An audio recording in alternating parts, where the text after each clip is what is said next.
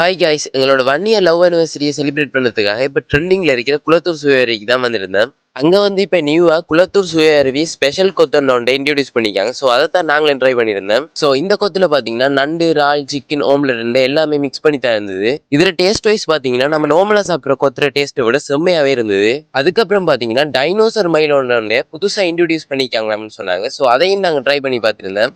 இதுல டேஸ்ட்டுமே பாத்தீங்கன்னா நாங்க எக்ஸ்பெக்ட் பண்ணதை விட உண்மையிலேயே வேற லெவல்ல தாங்க இருந்தது. ஸோ நீங்களும் கிராங்குளம் பக்கம் வந்தீங்கன்னா மறக்காம இந்த குளத்தூர் சுவை அருவியை ட்ரை பண்ணி பாருங்க.